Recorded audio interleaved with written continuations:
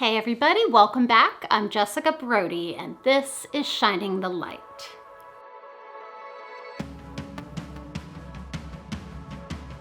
So, are you familiar with the comparison game? It's about the worst mind game we can possibly play, and guess what? I think pretty much everybody plays it. I've finally, at this point in my life, gotten to the season where I think I've finally stopped doing it, though I probably do it in some form or fashion. And now I have 3 teenagers in the house who are all kind of playing it too. And we humans, I think, seem bound and determined constantly to be comparing ourselves to others, stacking ourselves up against others all the time. It's just this never-ending negative cycle of who are we and who we are as defined in comparison to somebody else. And it's a lose-lose all around because, first of all, who are these other people we're comparing ourselves to? They're just human beings. I mean, if they're celebrities, it doesn't mean they're any better than we are, or any less sinful than we are. If it's our friends or our neighbors, I mean, why? Why are we doing this, and who are they, and why is it important to be like them? Really, we should be modeling ourselves after Jesus. But secondly, comparing ourselves to other people all the time diminishes who we are and the unique purpose that God has for us in our life. And we were all beautifully, fearfully, wonderfully made. He has a purpose for every single one of us. And whatever skin we're in, whatever physical abilities or emotional abilities, or whatever we look like, or whatever we can or can't do in our lives, we all have really amazing quirks and probably really annoying quirks. And those things are good because they make us who we are. And so when we're comparing ourselves to other people, we're really diminishing what it is that God has planned for us. We're sort of stealing our own thunder and stealing our own joy. So it's a lose-lose all around. But nowhere do I see that more obviously this month than in the romance department. Now, I am madly in love with my husband. I am a very romantic person. I am the person that used to get teased when I was young for just being in love with love. And I love a good romantic, genuine, authentic story. I think that's such a beautiful part of who we are as people, is our ability to love others, and then to be able to have a mate and fall in love and start a family. I mean, all of that is wonderful. But it is one aspect of who we are. But the trouble is when we finally find that someone, or we are gearing ourselves up to find that someone, a lot of times I think we human beings set ourselves up for failure because we put this guy or this girl, whatever, gender you are, we put this person on this pedestal as though, this is the exact model of what your dream guy is supposed to do. And he's supposed to buy you flowers and say these things. And you're supposed to have this fabulous meet where this happens and he says this. And all of this is really a recipe for letdown and failure because these things that we're getting on our mind of what this person is supposed to do, we're usually modeling this after some romantic movie or some romantic. What we do a lot of times is we stack ourselves up against some romantic movie or book that we've seen or read, or some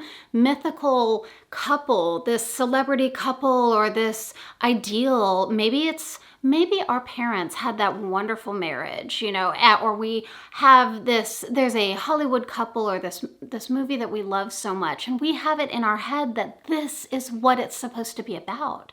And so when it finally happens for us, and what we're experiencing is unique and not like that at all, we might think that there's something wrong, that maybe our guy doesn't really love us, or maybe we don't feel love in the way that we anticipate it's supposed to feel because it doesn't look like whatever it is we're comparing to.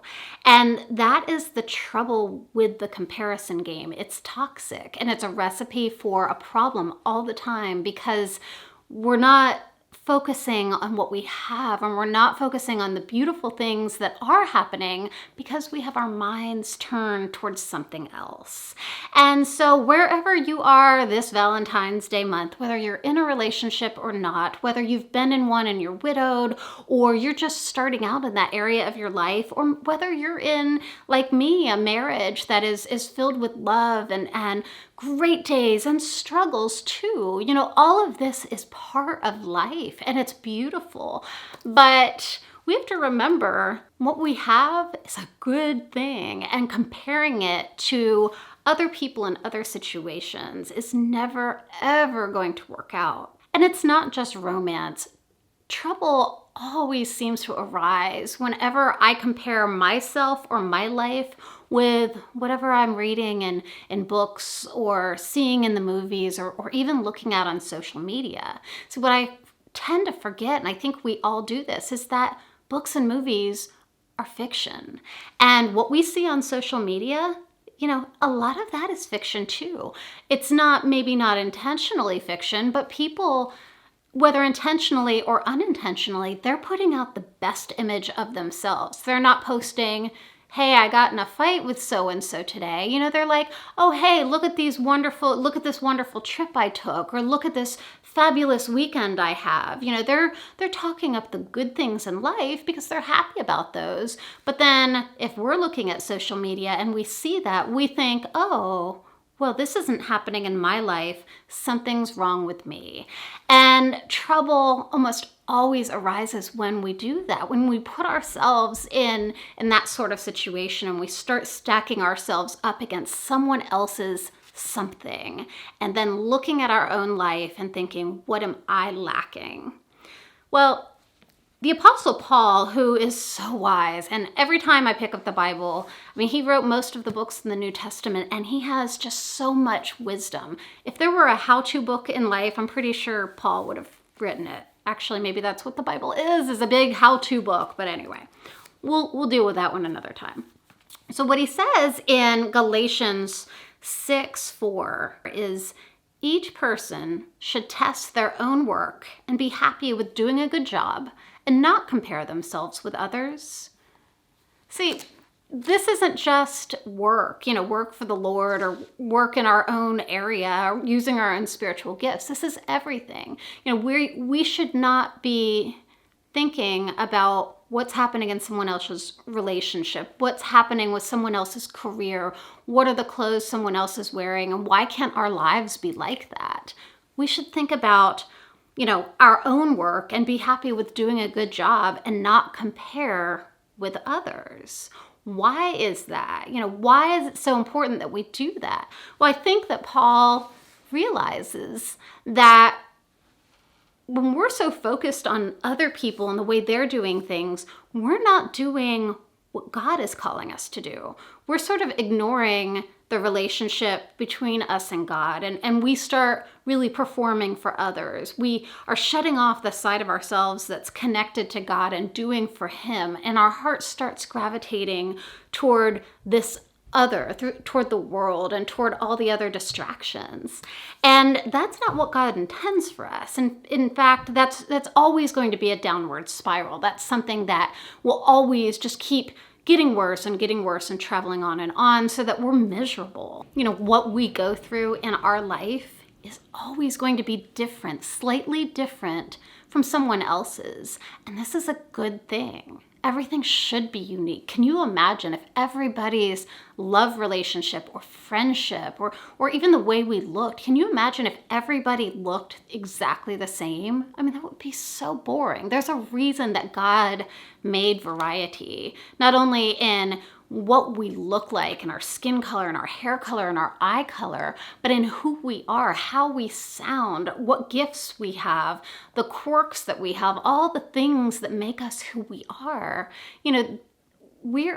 Why are our fingerprints different? Why is it important that we all have different fingerprints? Why do each of us have unique DNA structures to ourselves? It's because, God loves variety, and each of us is made in a totally beautiful, unique way. So Wherever you are in life right now, I'm not sure who needs to hear this message today, but wherever you are in life, whoever you're with, however your life is going, whether you are in a relationship or whether you're not in a relationship, whether you've met that dream person or you're still seeking, or you think, maybe this is never going to happen for you. It's okay, because we all have our own path. And just because romance books and TV shows and social media says one thing doesn't mean that's the script for our life. Being that it's Valentine's Day month, I wanted to share a couple of myths I've learned about love that I think set some people down the wrong track. So the first one is romance books and movies say that my true love will always ask me out on a date. Well, guess what? Sometimes you might need to be the one asking. A lot of times, the person who cares about you is just as nervous as you are. They don't just automatically have it all together and think that you're going to just say yes. They might just, maybe falter and hint at something and you miss that hint and they think, well, she doesn't like me or he doesn't like me. And poof, your chance is gone. So sometimes you might be the one that needs to do the asking, and that can be really romantic too. Myth 2 is that romance just falls in your lap. Romantic movies and books, oftentimes they have two people and either they just happen to be in different spheres in life and then there's this explosive romantic spark or something really big and dramatic happens and they just fall into each other's arms and it just works out like that.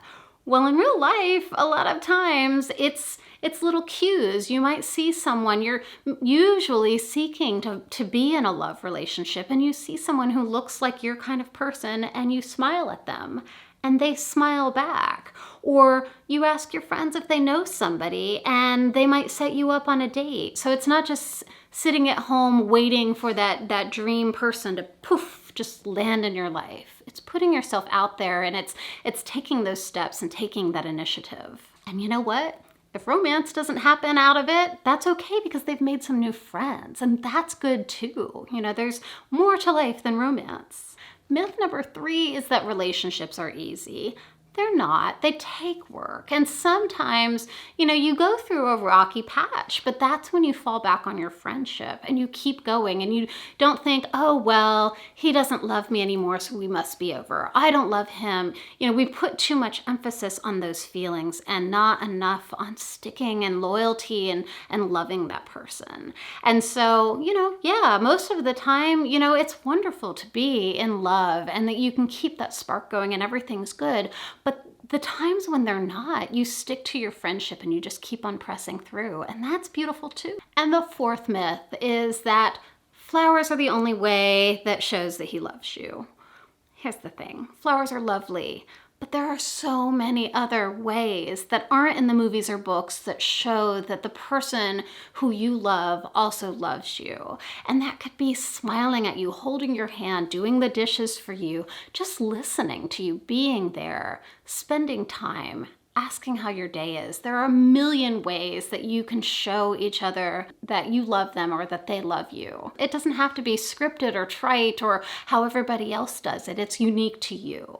Bottom line is what we read or watch, it's usually fiction, and comparing ourselves to that and coming up with this mythology of how things are supposed to be or working ourselves up about, well, this didn't work out exactly the way I wanted to, or he didn't say that, or she didn't do that.